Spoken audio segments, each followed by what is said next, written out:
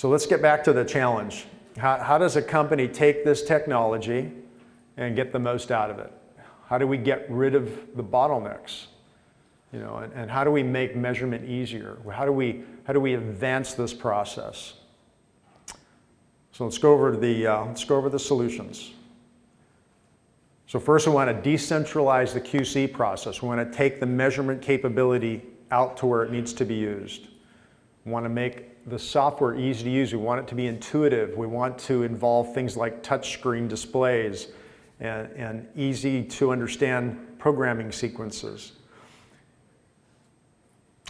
We want to make that process accessible. So not only does the machinist who's making a part or the technician who's working on the shop floor, but we want to make it accessible. If there's an engineering person, a tool and die maker, somebody in the maintenance shop that wants to walk up and use that machine, we want to make that machine functional for them too, so that more people can use that technology.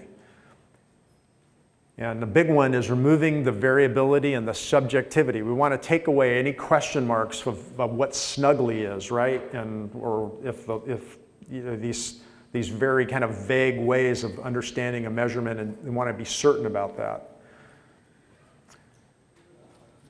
So the big question is, and I've sat in meetings where we have companies making very advanced technology, and their challenge is we've got to employ this technology quickly. We need to get it into the hands of our people.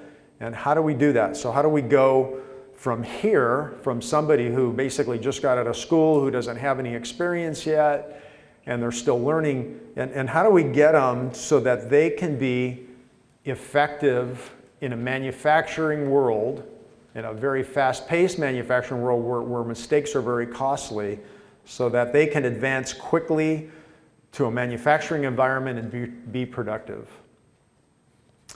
And most importantly for us this morning, looking at the measurement science of manufacturing. Where can we take this technology so that it's easy to use and it's effective in the process? So, I've got a little video here. Hope it works. So what we're doing here is this is what we're referring to as discoverable technology. So we're walking up, and now we can touch the screen. We can touch the feature on the screen. Have any of you seen this being used?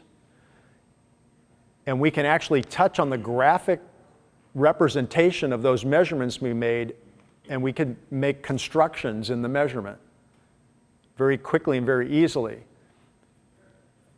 So now we're actually dimensioning. So we're also doing like a reverse engineering of that part. You could do it very simply. So whether you may not have a drawing, maybe your engineering team says, oh, we have this part, it was kind of, we lost the drawing or whatever it is, reverse engineer it from here and you can export that data out.